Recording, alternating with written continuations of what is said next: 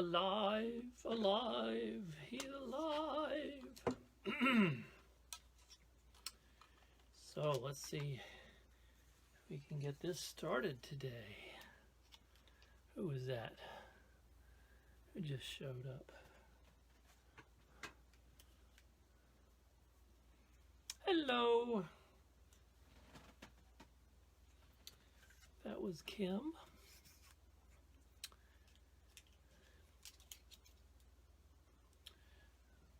The mouse is in the house again.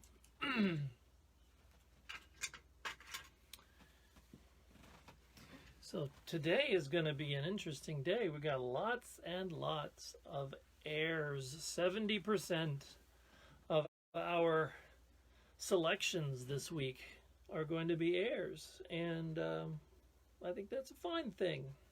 Wonderful, wonderful, wonderful. So, slow airhead in the house. Yay. Marine. Yeah, oh, and Mo, you got your book in the mail, right? So that's great. Let's turn this up so everybody can hear. Oops. This is the A.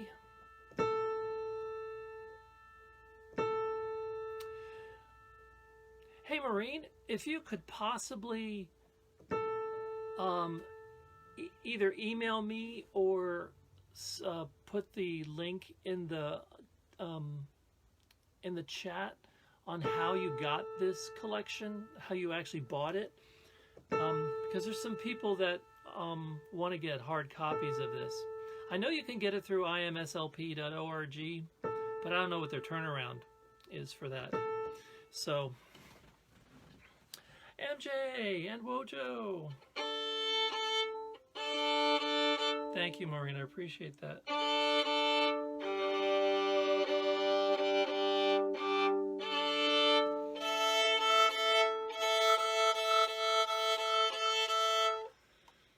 Yeah, I've started reading some of the books in my collection up here that I just bought. They're not very long.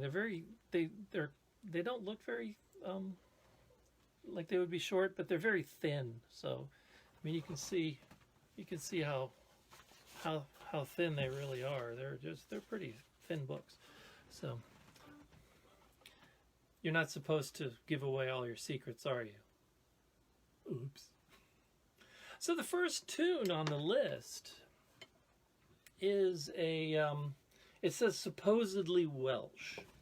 It's a Welsh tune. I like Welsh music. Welsh music is really a lot of fun. If you go, sorry, I've got something in my throat. If you go to my YouTube channel, I talk about my very first music book that I ever bought for my first fiddle book, actually. And there's a whole section of Welsh tunes in there that are, absolutely lovely. And many of the titles are absolutely unpronounceable because of the way Welsh people spell things. They're just like 5 consonants in a row. And I have this theory about the Welsh language. In 1066, during the Norman invasion, when the French came to invade the island of Britain, they came in and they when they got to Wales, they stole all of the vowels, which is why French has too many vowels and Welsh doesn't have enough. So that's my theory, and I'm sticking to it. Welsh people, when I tell them that, they don't think that's funny, because they say, we do have vowels. And it's like, yeah, but your vowels are W and L. We don't call those vowels in our language. So this is a tune that is in the key of E flat, which is 3 flats. So you can't play any A natural, so no open A's and no open E's. Okay, so make sure you remember that. So let me play through this for you.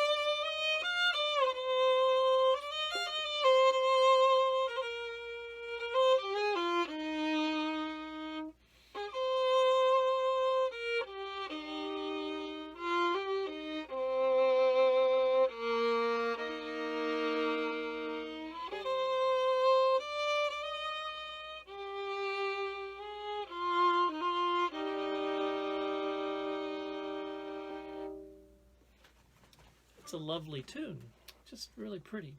So let's look at some things about this tune. So you bought this from the Isle of Skye. Wow. Perfect. Okay, when you get to the end of the line, of the first line, you are the PDF pages listed in the Facebook list, the actual pages, either way I'm page lost. Okay, we are on the document page. We are on the document page 59. And we are on page 77 of the PDF that's listed in the description. When I initially had sent this, I think you have to add 4 to the original list to get it right. PDF pages 18, yes. So if you look at the last note of the first line, you've got 3 notes there. And you've got an E flat, and you've got a G, and you've got a G. So what note is the main note? Well, if you want to create a triad, the easiest way to create a triad is look at the notes that are one line apart, and ignore any other notes that are like farther apart than that for now. And so the first one you get is the E flat, and then the next one up is the G, and so the next one up would be the B flat. That would be a triad. Well, there is no B flat in that grouping. You just have another G. So what we have here actually is just a triad tone. It's not a triad, a third, and they're leaving out the fifth. So it's kind of the opposite of a power chord. It's kind of an incomplete triad, is what it is. And the main note is the bottom note of the incomplete triad, which is the E flat. So that is the main note. So if you're wondering which note to play, normally you would play the top note of a group of notes as the main one. But in this particular case, it's the E flat. Okay, so I hope that wasn't too complicated, but that's how I arrived at getting the right note. I had to think about it a little bit. I said, plus we were in the key of E flat, so it kind of makes sense that we would end on that. Okay, now in the second line, to make it a little bit better to play, I actually go up into the third position and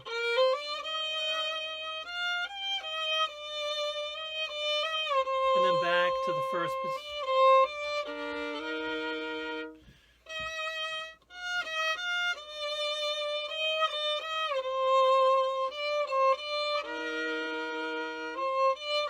Again, up to the third.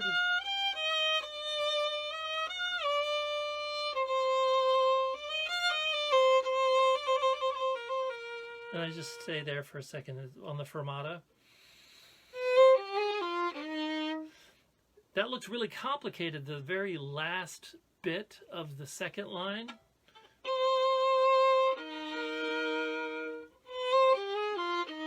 Just play the notes as they come. Don't worry about the timing. Remember, it's an air.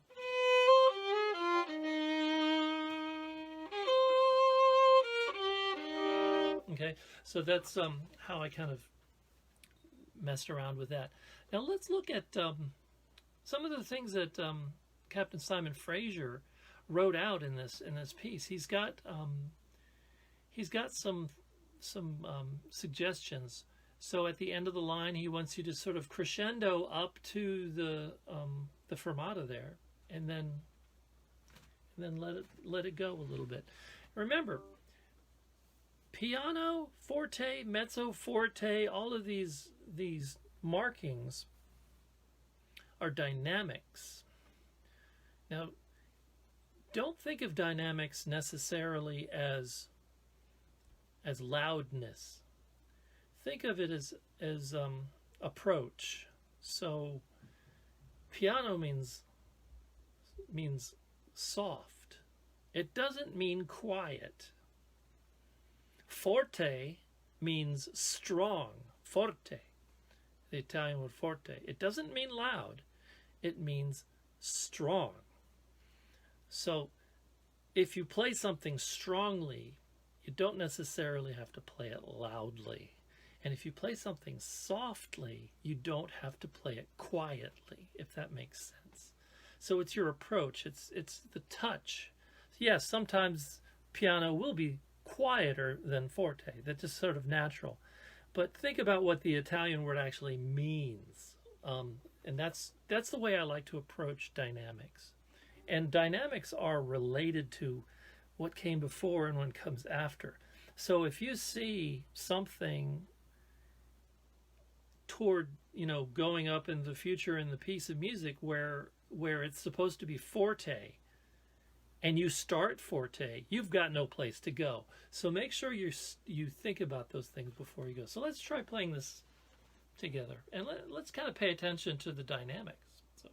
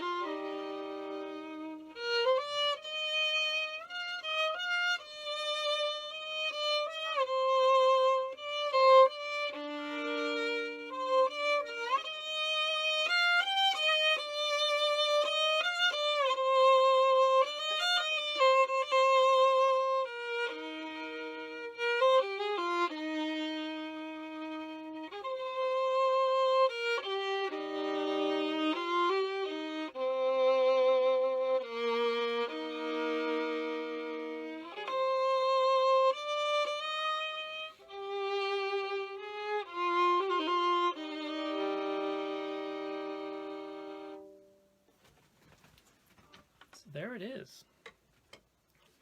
A lot of music in that short little piece of music, isn't there?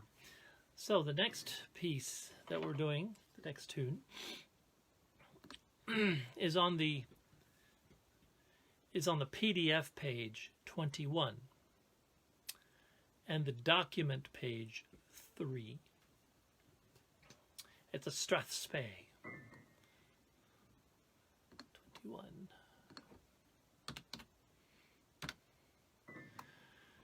So it's called Hogmanay, or Adieu to the Old Year. Now, Hogmanay is the Scottish name for New Year's, the celebration of New Year's. And Hogmanay is a great, wonderful celebration. It's a wonderful word. There's lots of songs called Hogmanay. Hogmanay, Hogmanay, it's the Scotsman's greatest day. So it's a really fun little time, and there's all sorts of theories as to where the word Hogmanay came from, and it's a hard word to pin down. The etymology of it is kind of difficult, but it's a good Strathspey. So we'll try to go a little bit slower. It's in the key of A. So.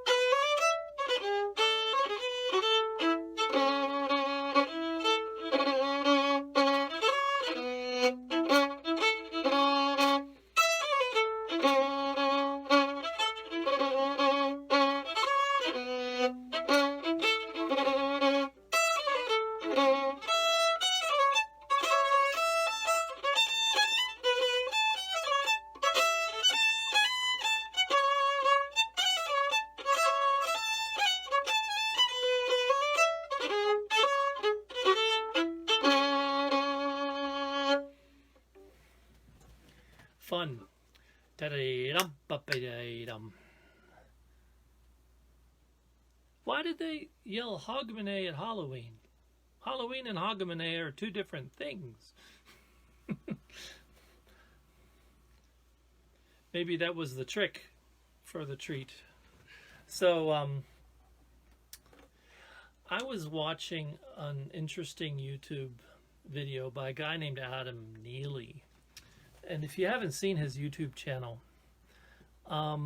it's really interesting. He's a bass player, and he talks about these really high-level music theory things that are often completely over my head. He went to this Berkeley School of Music up in Boston and got a composition degree in for jazz composition, bachelor's and master's, and he talked about a dual tonality in a tune, and if you think about the way this ends, like that, it's like, is this an A or is it in C sharp?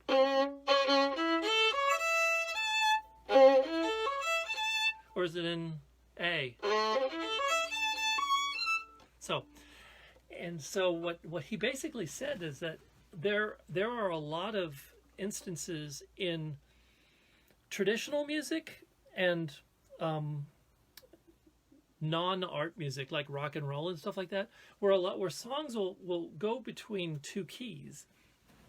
And I wondered about that, so I asked Dan Pertu, who's the head of music at Westminster College in Pennsylvania, good friend of mine, and asked him about that. I said, could this be what's going on with Scottish music when something says it's in the key of A, but it ends on a different note? And he said, absolutely, that's probably what's going on here. So if we're trying to figure out why, it's that sort of dual tonality kind of an idea. It's a shifting tonic is what they call it, shifting main note. So that's the A, okay, and then but it ends on the C sharp. So it kind of goes between those two. All the notes though are in the key of A. So, and this one I think works as a Northeast style.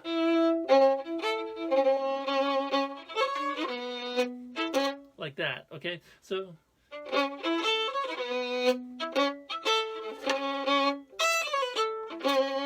okay. Scottish music was like, oh, excellent. Excellent. So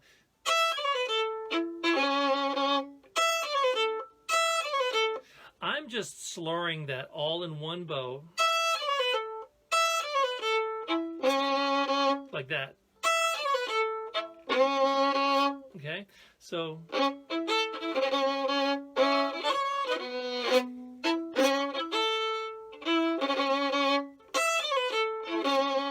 okay, really powerful. Just take your time with it.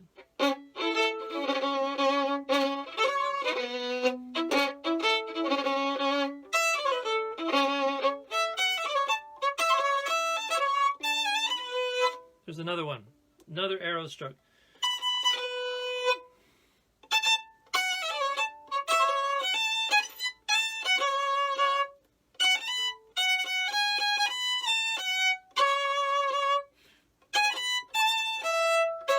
That's an interesting line there. That F sharp there doesn't feel like it goes. I would want to do an A and E there. But it goes by so fast that I don't think it really matters. So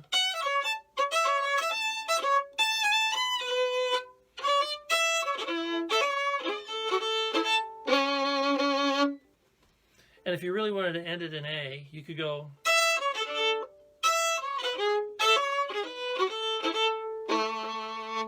So if you could end it in A, like that. So let's try this one together, right? 1, 2, ready.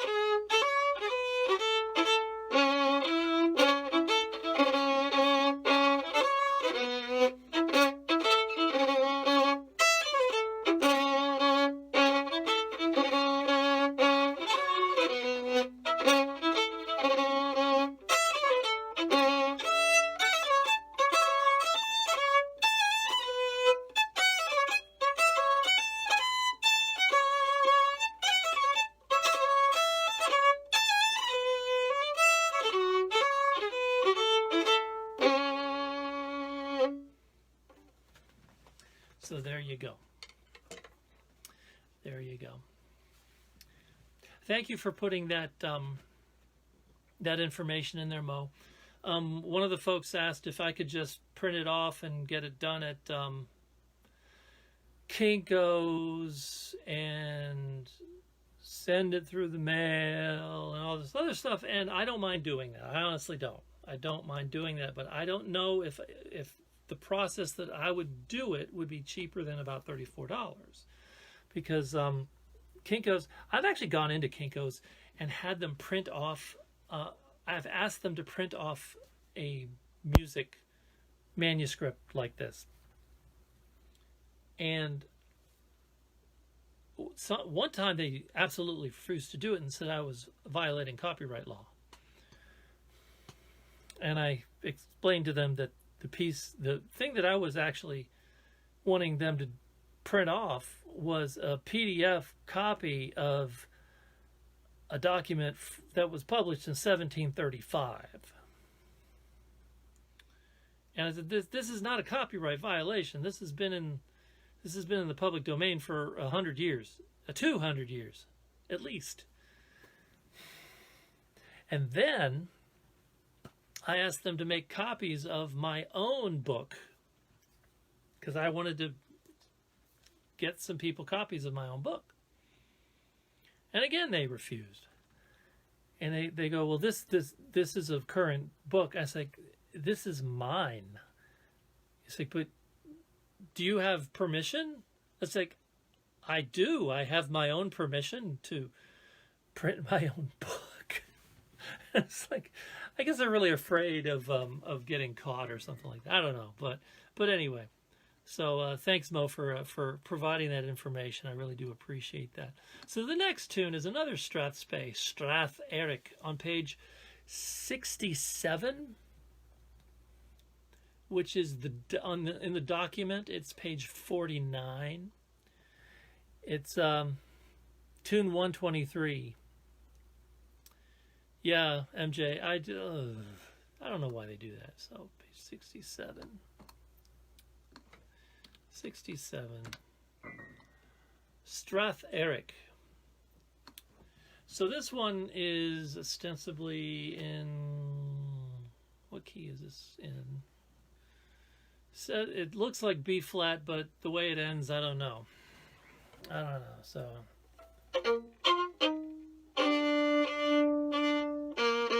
it's in B flat. You're ending on the dominant. Okay, you're ending on the dominant. So this is another one of those dual tonic tunes. So I'll play this one.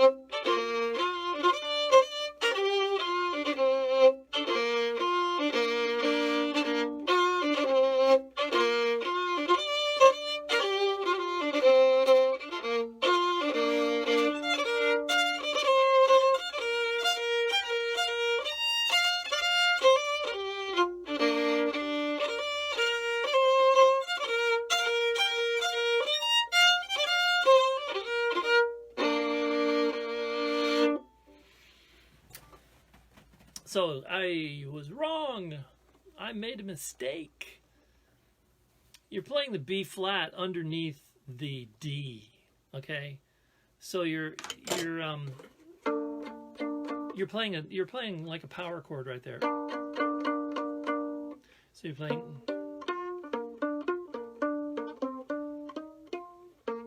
So it's a similar kind of thing. So you're playing an incomplete triad.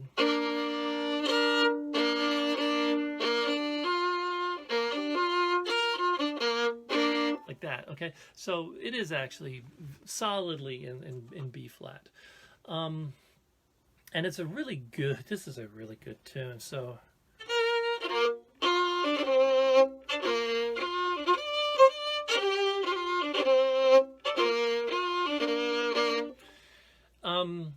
when you're playing this particular Strathspey, really make sure that your snaps are, the first note on the snap is really short. So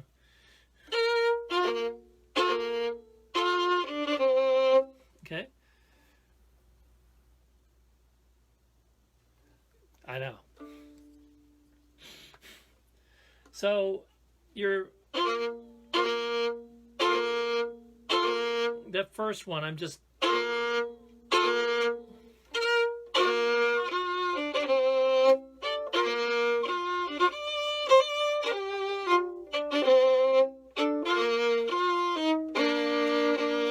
okay. See how quickly I'm playing that first little note?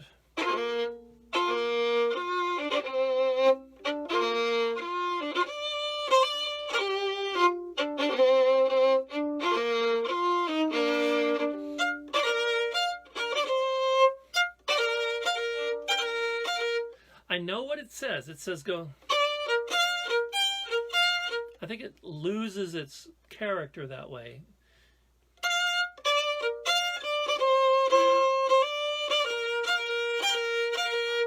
I really try to go. I keep that B flat going.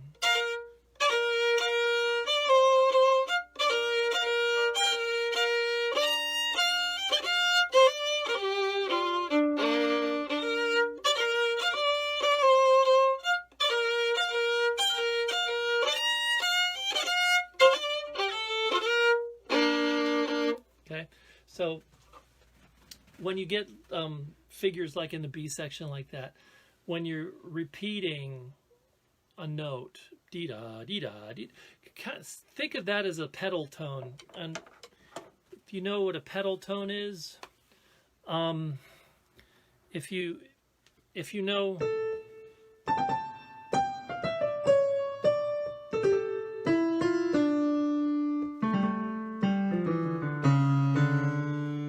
you recognize that, right? That's Bach. That's a Bach partita and fugue. And you go like that. That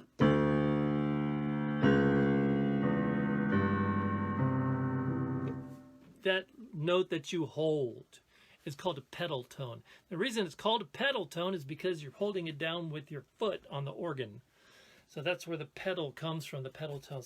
So the pedal tone in that particular section of the Strathspey here is a B flat, and the B flat is a great pedal tone because it's the tonic. It's the name of the key, so it's a good one to hold. It locks it in. So.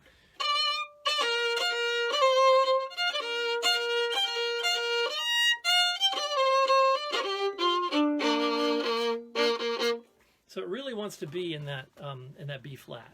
Okay, so let's try that.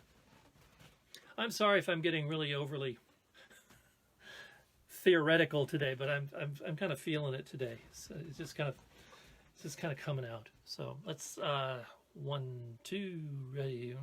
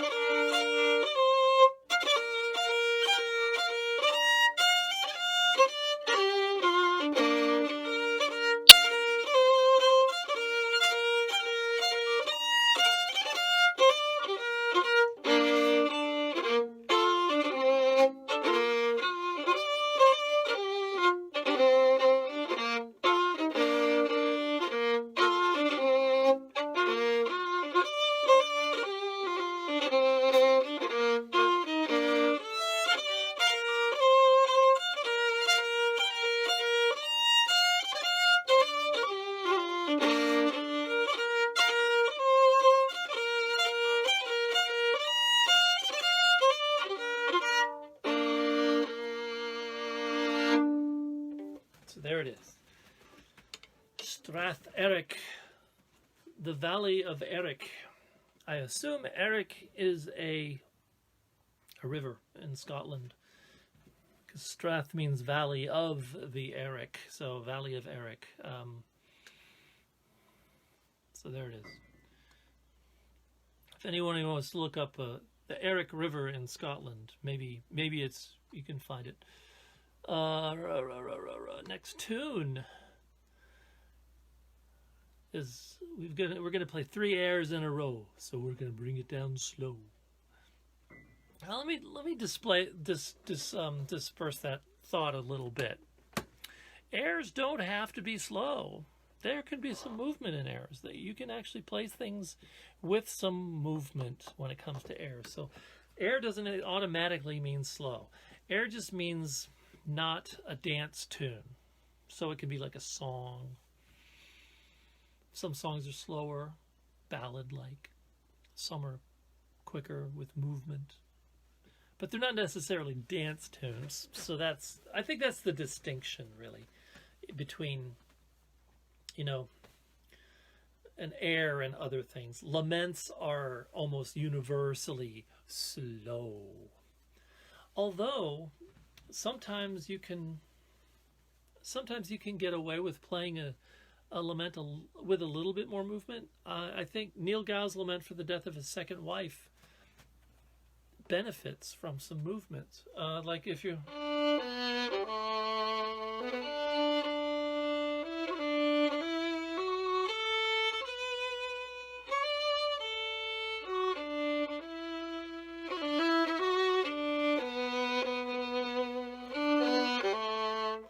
I like it that way. It's not too slow. If you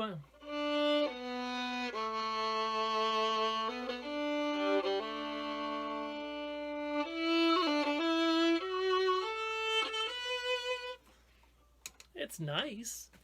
I like to think of when Neil Gow wrote that he was thinking about the nice times that he had together with his second wife, and that he was thinking about the times that they maybe were dancing together or something like that. So that's kind of the image in my mind when I play that tune. So let's look at this tune, The Hamlet Where My Lover Dwells, which is on page 44 of the PDF. The document page is 26. It's tune number 71. So page 44 for the PDF. And there it is. 2 lines. I'm always amazed how much music can come out of as few dots as the Scots write. Very efficient. Oh, look at all this stuff going on. Slow and expressive. Key of G, yes, it looks like it's in the key of G. It's got all sorts of expressivo, decrescendos, all sorts of stuff going on here. So let's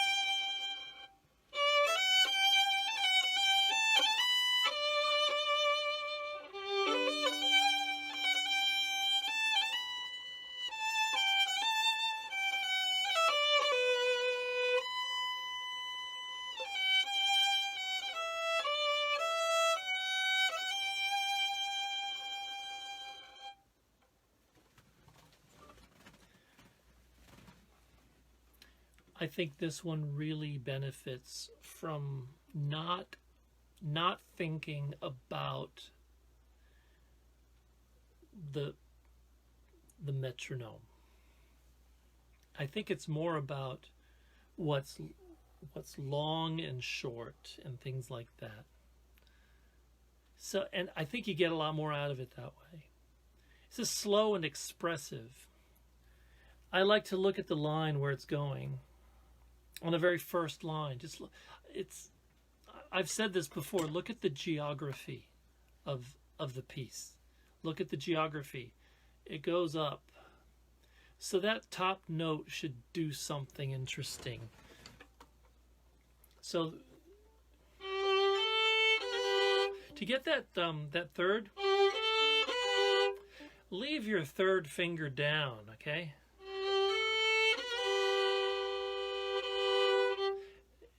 Once it's there, you're in tune.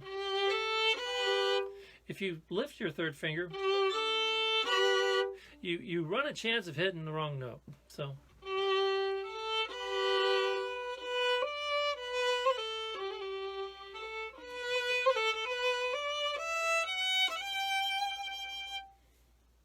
do something with that note. So I did some vibrato.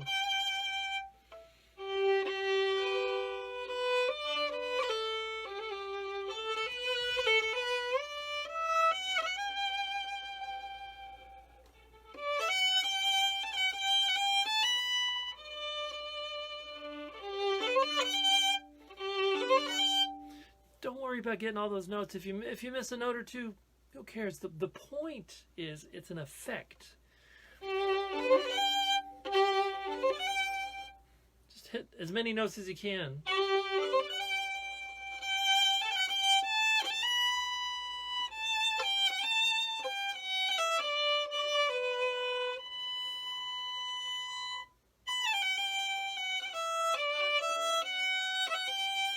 Just take your time with this piece.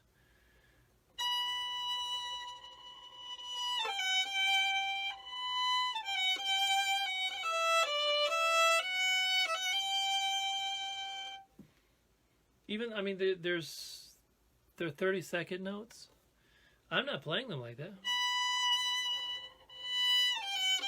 I'm sort of doing like the 16th notes in the Strathspey.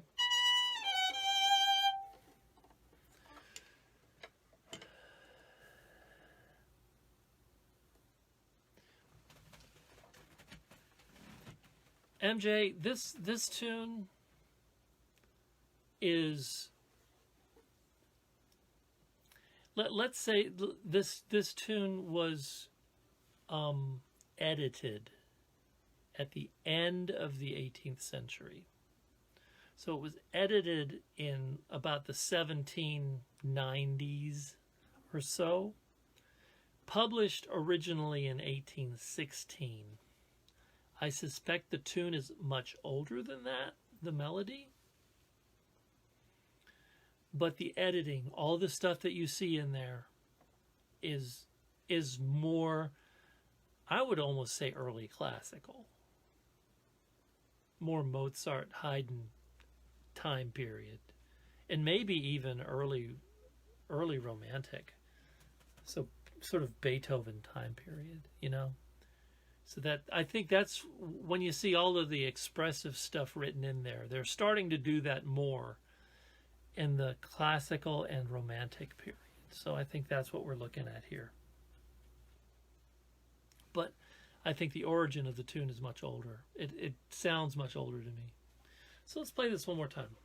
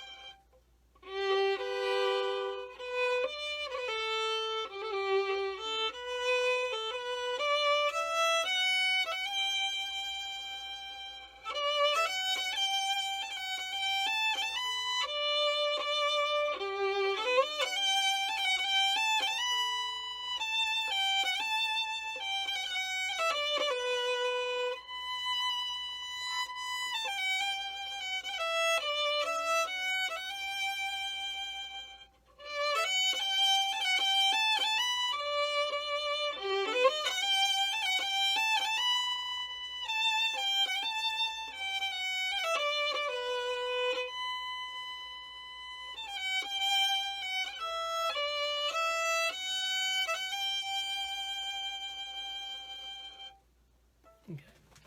The Hamlet Where My Lover Dwells. Lovely tune, very pretty. Very, very pretty. So, the next tune is on page 108. 108, and it is the tune on document page 90, 108.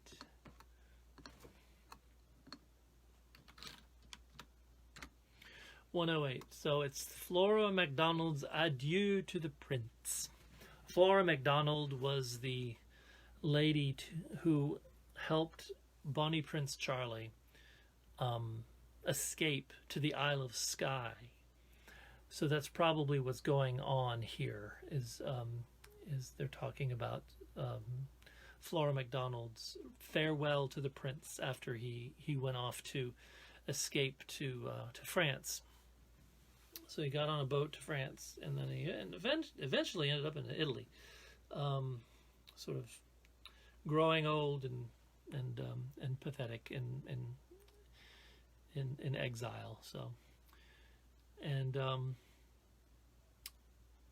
oftentimes after the Jacobite uprising, they would lift their glasses and say, "To the king." In Scotland, they would say "to the king" as they were drinking, but they would always have a glass of water underneath the thing that they were toasting with, and what they were secretly saying was "to the king over the water to Charlie." So they were toasting the king, but not that king, the other one who was over the water. And they even had special water glasses that they made etchings of the portrait of Bonnie Prince Charlie on the water glass, so that you were literally, toasting to Prince Charlie over the water. That was not subtle. So, but they all knew what they were saying.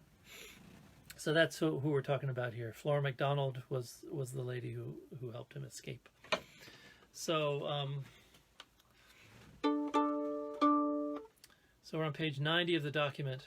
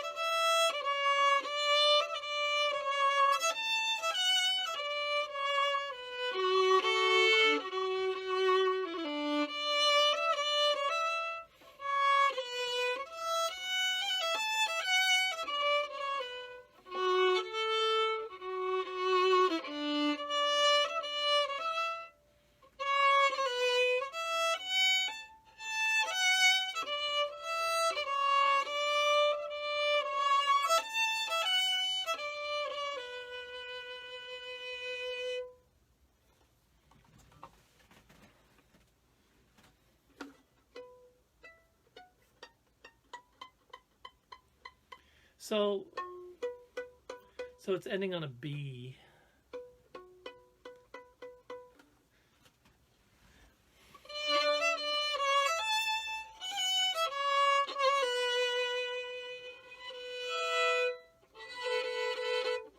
Interesting.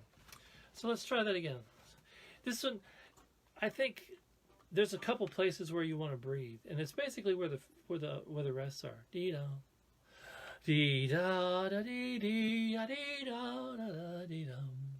Ba dee da da dee da da da dee da dum. Dee da ba dee. Okay, so let's try that.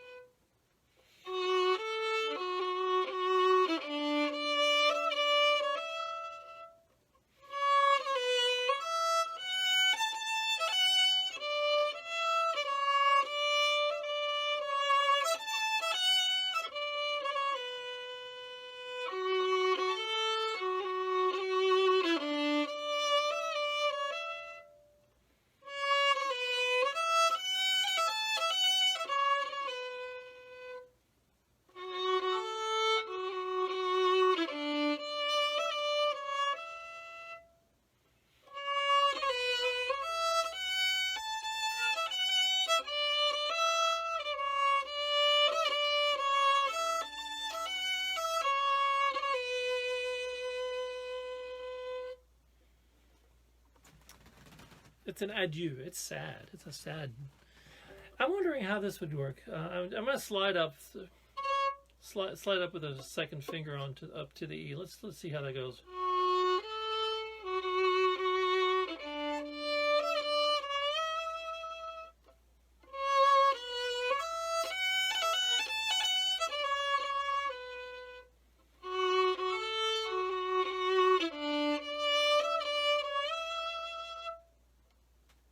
I think that's okay.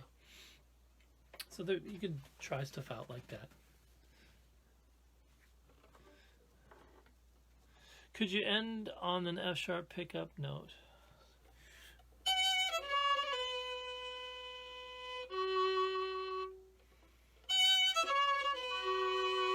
Like that? As a chord?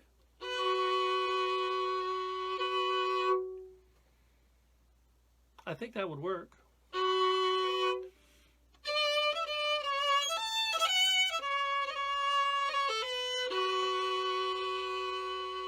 Yes, absolutely. And that makes sense. That makes a lot of sense. Because you're going from the B. Oops.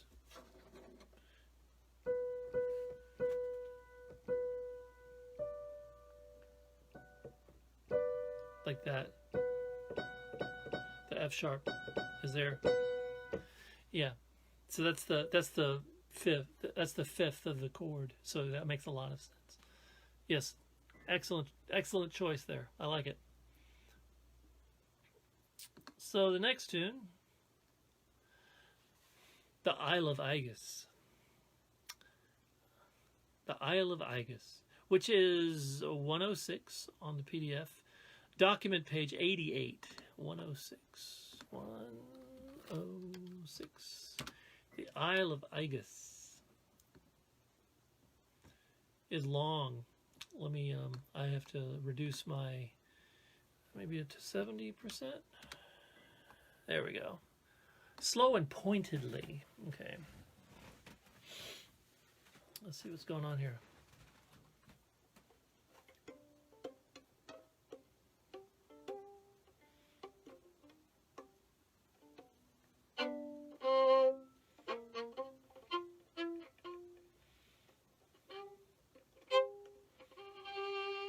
Okay, here we go.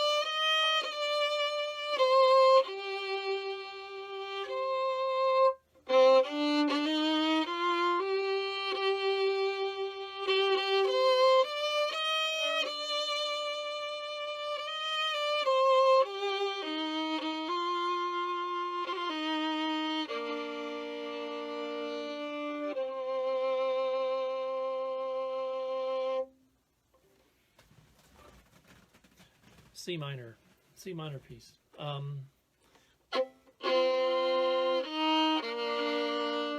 I'd have to practice it a little bit more to get these double stops in.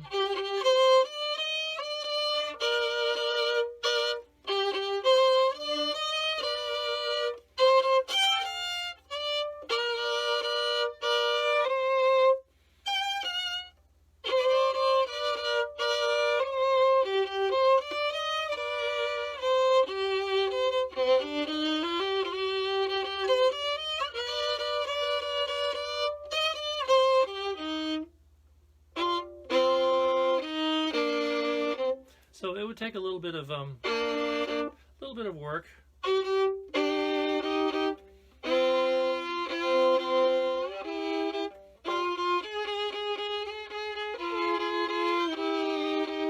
Yeah, but there's I think it would be worth plugging through here. What you're seeing here is a keyboard reduction of this piece right now. This would fit really nicely on a piano. All the chords are written out for you in the bass line. The bass line is actually quite well written.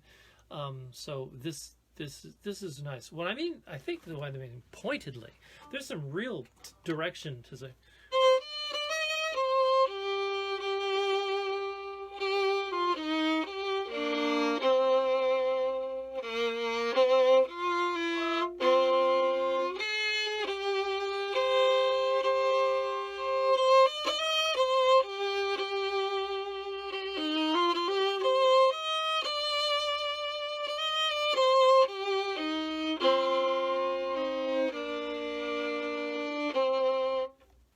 It really has really good directions to it. The Isle of Aigas, I would assume, are one of the Hebridean islands on the west coast.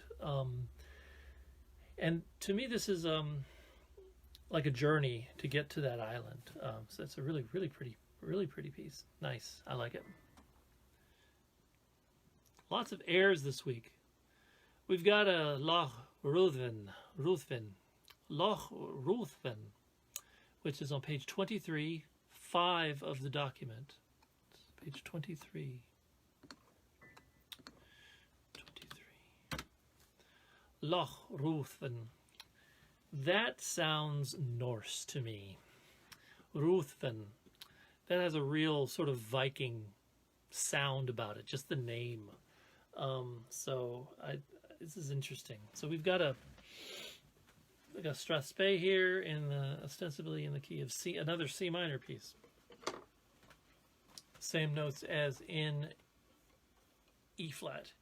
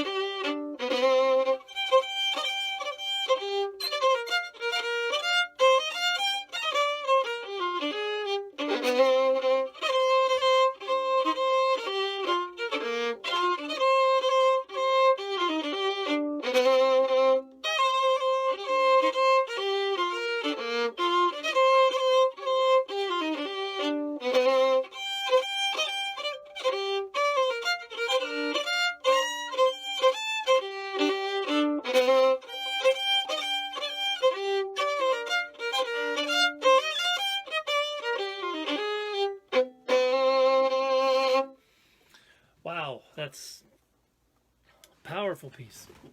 Really great.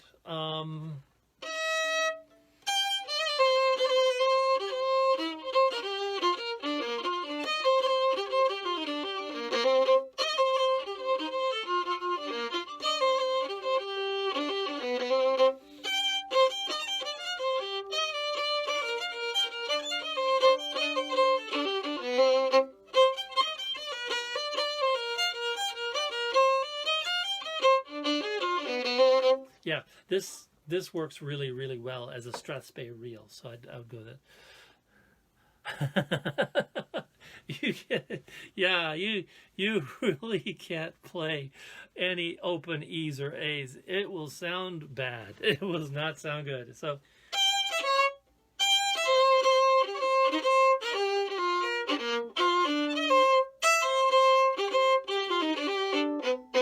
yeah, that no doesn't work. So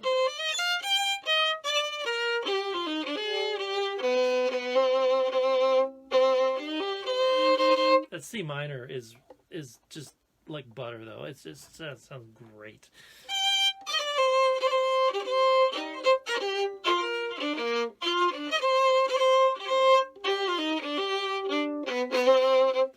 If you want to, this works really well as a slow Strathspey. So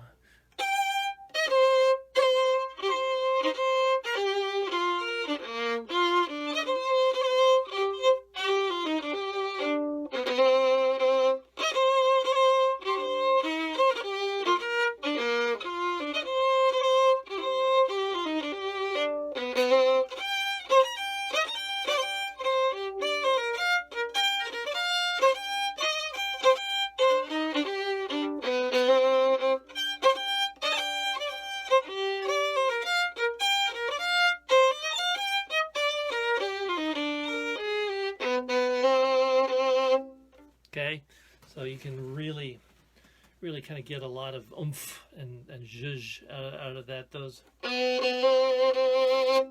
really dig into the C minor.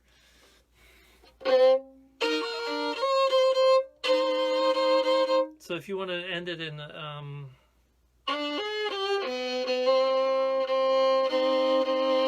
play the E flat against it, so like that, okay. I love the C minor.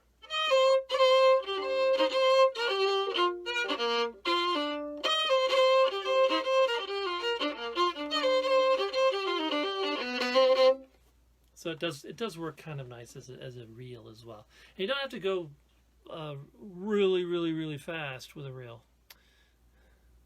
Yeah, C minor is such a great key. Love it.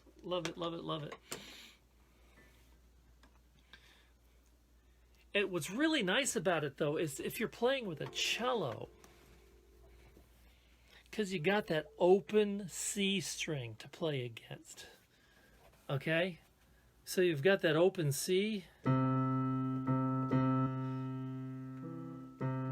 So when they play that chord, that it's just so, it just comes out. It's just lovely. So if you haven't played with a cello as the bass instrument in an ensemble, you need to, because the cello is so amazing. I listened to Alistair Fraser and Natalie Haas together. They got it down. It's a really great sound. Pete Clark has a great recording out called Even Now. It's an old recording now, but he's playing in Blair Castle, so he's got that great baronial hall that he's playing in. So it's got this wonderful natural reverb, and he got a bunch of his friends together and a cellist. I don't even know who it was, but he's got the cello playing against the fiddle. He's playing Neil Gow's actual fiddle. I don't know any story of the cello that's being used. I don't know if it's an original from the time period, but I'll tell you, that is a heck of a recording, and just those two instruments together, I think, are just amazing. Three more airs to play. Page 31, document 31, and it's the Glen of Copsewood. Page 31 says 31. And document 13. Sorry, I transposed the numbers. We already played the Hereditary Hall of La Cloud, so it's the next one down from that. Slow and pointedly again, okay? And is this in, what key is this in? Is it in F or is it in D minor?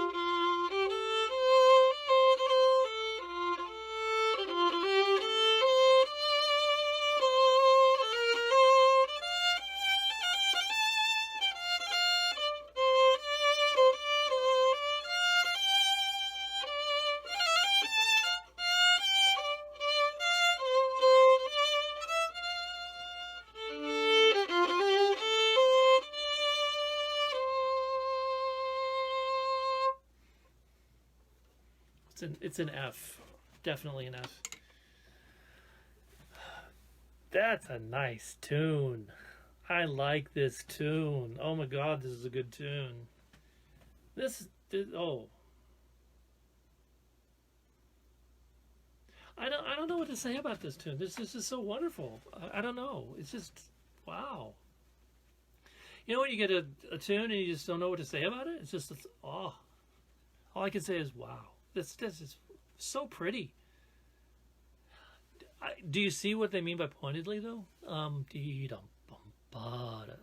think this one, if the next one isn't the best one, this is the best tune of the bunch. I think this one is wonderful. I need to remember this tune.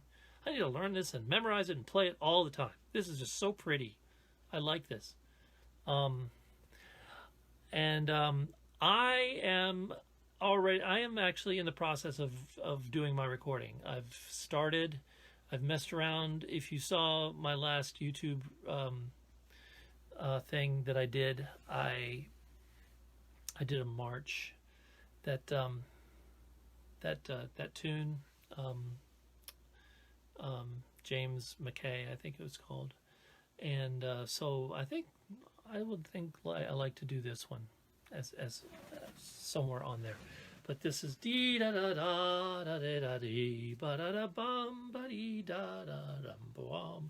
Let's just kind of dissect this.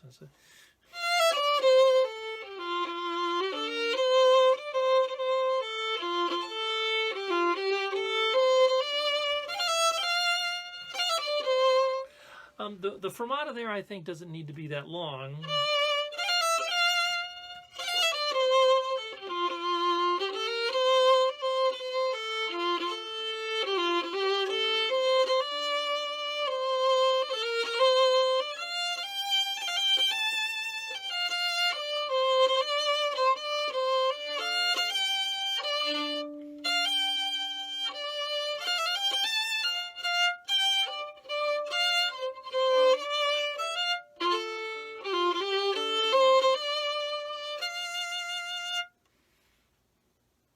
Interestingly, they say to end, they say,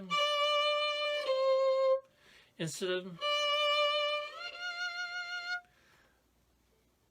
I think our Western musical sensibilities want us to switch the first and the second endings. So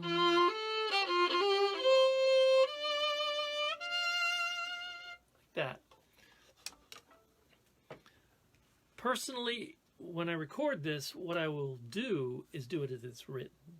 I like the dual tonality of that. I do. So because this is in the key of F, and you're ending on the C, you know, I think that this is a sweet piece of music. This is really nice, and I would love to hear how the bass line goes with this. I'm a miserably bad piano player. I cannot play the piano very well. I'm so bad. I might see if I can get somebody to play this for me. Maybe I'll call up Dan and say, "Hey, play this." So let's play this one more time. I can't get enough of this tune. This is so nice.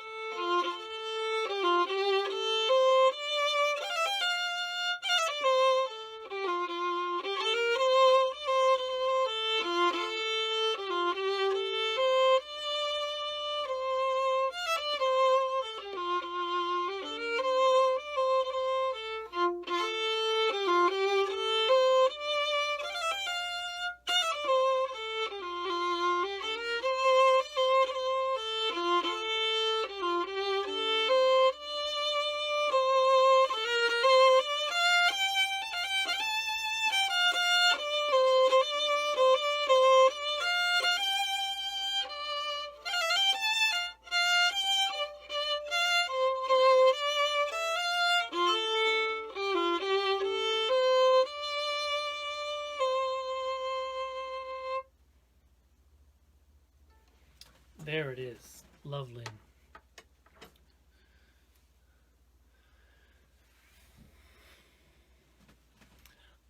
I think that when we hear things with that sort of dee dum bum bee da da dee. See, you say you hear a waltz. You know what I hear? I hear a minuet.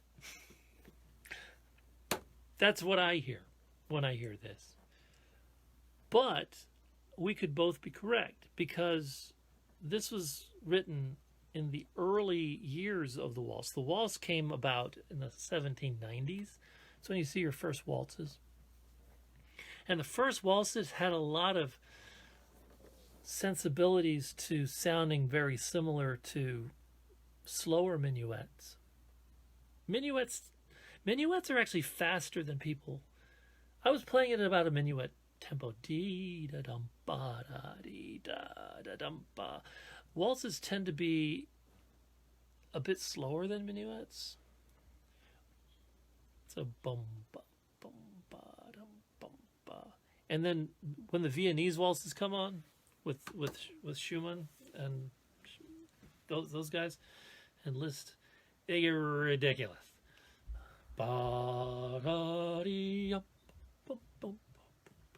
That sort of Viennese waltz where they really hold back on the beat. It becomes very stylized by that point. So yeah, that's so I think what we're hearing here is maybe a transitional kind of a thing going on. So I think it's waltz minuet-ish. It's a minu waltz. Minu waltz. That's what it is. It's a minu waltz. So, one more tune.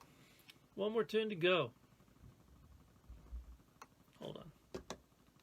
I keyboard's making a funny sound. There we go.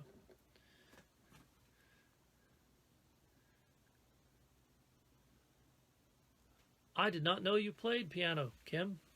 That would be cool. I would love to hear that. Even on a phone. I just want to hear what the pieces sound like together.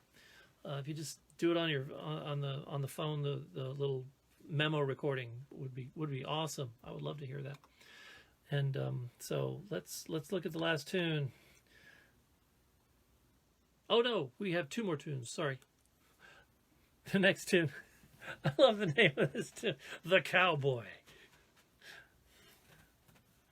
Okay, so it's page 22.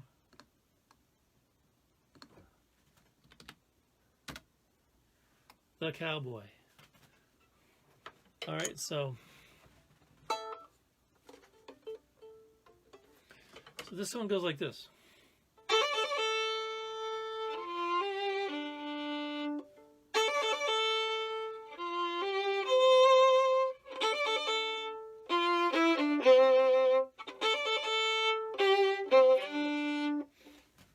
That's how this one goes, right?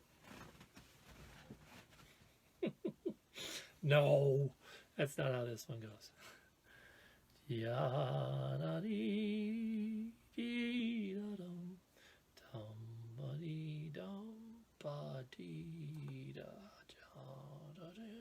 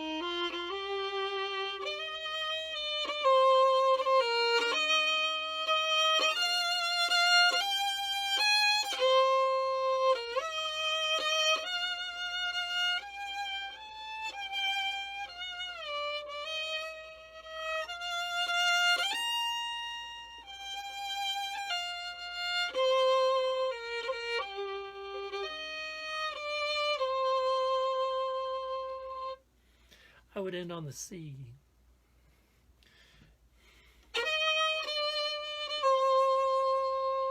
Like that. So the cowboy. The boy who takes care of the cows.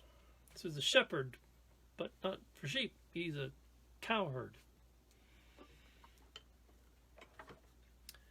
And we have an image of people taking care of cows are the people that are on horseback and, you know, yeehaw and stuff like that. Highland cows aren't that kind of cow.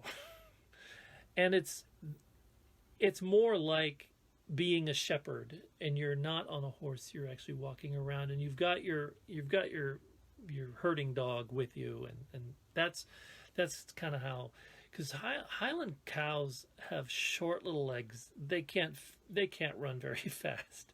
They are not a quick animal. Our cows in America and those kind of cows are a completely different kind of cow. And you're not going to be chasing after a Highland cow on a horse. You don't need to. They're just not that kind of a beast. So kind of think of that. Here, Busch Gardens, here in town, there's a Scotland section. And they've got some Highland coos. Highland coo. And the poor animal is out in the heat.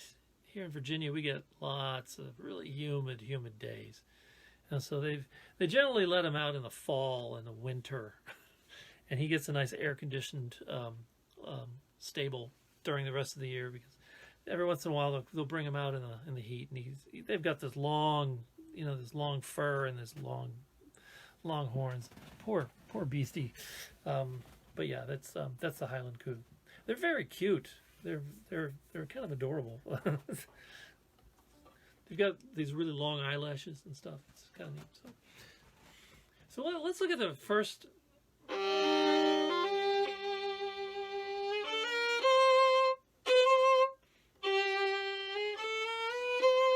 They want you to do that.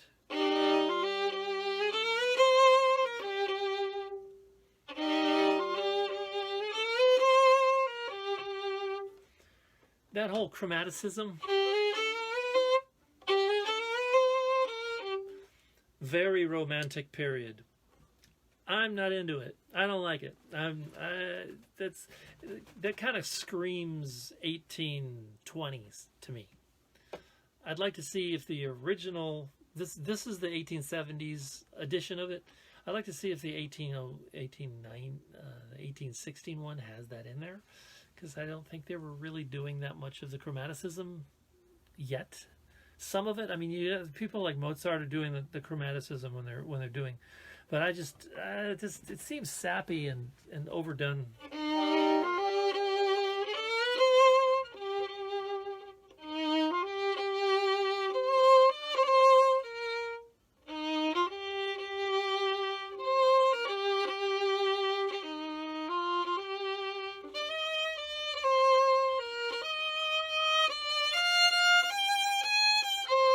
Okay, Scottish music. Talking about Scottish music. They've got one snap in here. Okay, in the 1, 2, 3, 4, 5, 6, 7th measure. They've got that snap going. Dee-da-da-dum.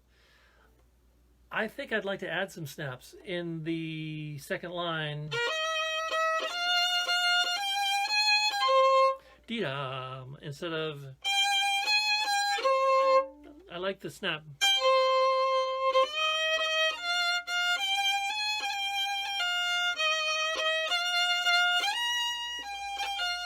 Again there. Again.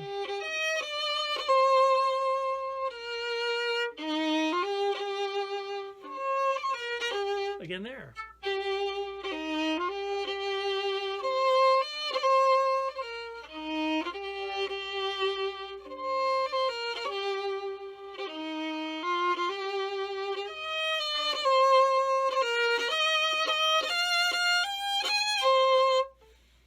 The very last note of the first line belongs to the next measure. So,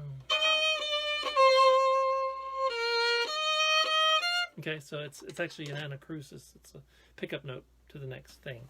So that's what I think is going on with that particular one. Alrighty, fun stuff. Lots of airs. So now is our last tune. So this has been fun going through airs like this. It's interesting how different each one of these is. They're not the same. They're not the same kind of air. Every air, you have to explore it and figure out what it is about these airs that makes us like them so much. And I think that they're really such variety. even within the airs. We didn't do any reels this week. Didn't do any jigs, no hornpipes, nothing like that. Just mostly airs and some Strathspeys. So that's what the random number generator decided for us this week. And that's how I'm choosing these. If you're wondering, I'm literally I put the thing at 1 and 232. That's how many tunes are in this book, and I'm letting it choose. And I'm not doing any repeats, so I'm keeping track of all the other ones that we've been already done. So, and a couple times the random number generator decided it wanted to do another one again, but I said nope, we're going to do another one. So I just clicked it again. And so if that is how I'm choosing these right now, completely random. The last tune is on page 68. The document page is 50. Tune number 126, Each Ailment But Love. Each Ailment But Love. So they're saying love is an ailment, but this isn't one of those ailments. So 68.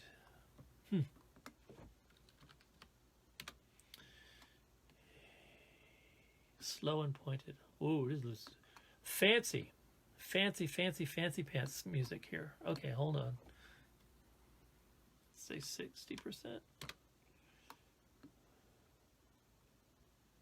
Oh yeah, it's the songs, because down at the bottom in the second line it says if sung. If you sing it. Da da dee dum bum ba dee da bum ba. This sounds waltzy, slow and pointed.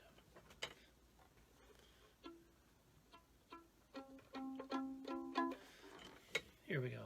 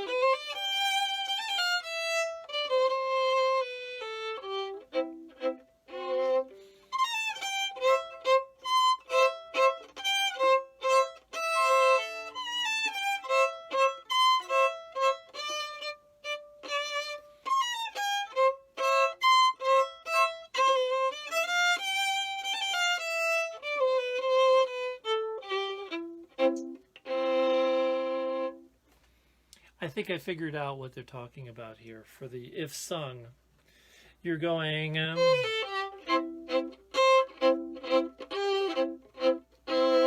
that's the register. If performed on an instrument,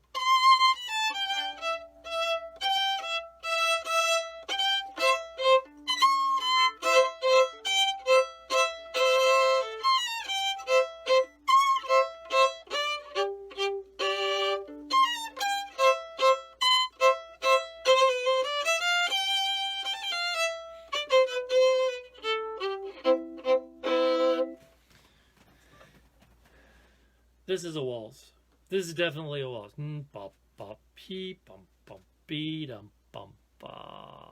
How is the fourth measure possible? 1, 2, 3, 4.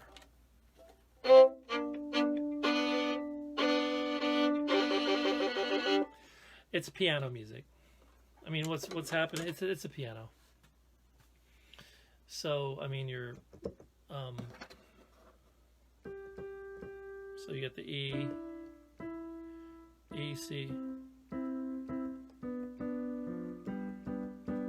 is what you're playing. So you're going like that.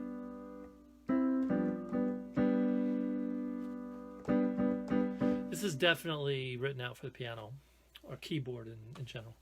And it would have been a piano. At this time period, we're on the forte piano. And the forte piano is, you want to play all the notes. That's what multi-tracking is for. So you could play all of the other ones. Let me tell you a dirty little secret.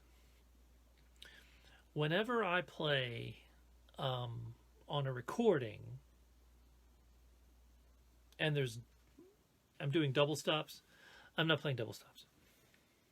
I'm playing one track at a time. That way I know I am in tune. And I don't think that's cheating, honestly, because the thing about recordings is that recordings are permanent. So if your intonation is out, even a little bit on that recording, and you produce thousands of CDs, you have thousands of examples of your intonation problem there.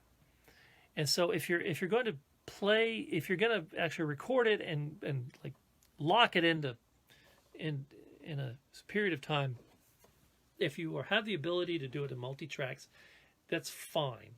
One of my most popular tunes that I've ever recorded is a tune called Pleasant and Delightful. It's on the Virginia Company recording called Smash the Windows. And it's got me playing the violin in chords against me singing. So I'm singing and playing at the same time. Now, when I perform this live, I do all the parts. I don't have a problem with that. But when I did the recording, I wanted to make sure that I was absolutely in tune. And so that's one way to get around this. So that's this tune. Let's play this again. I don't like that last bit. I just don't.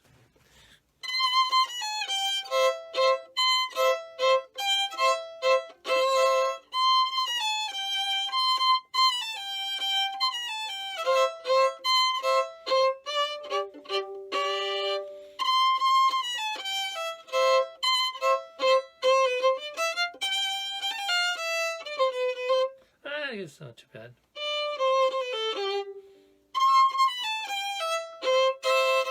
What I'm doing to get, I'm in second position there to get the triplet from the C.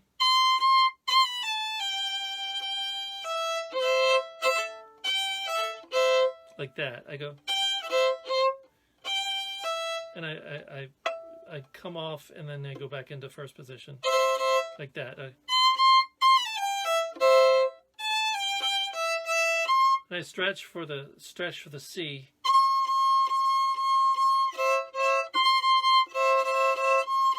I don't shift, I stretch.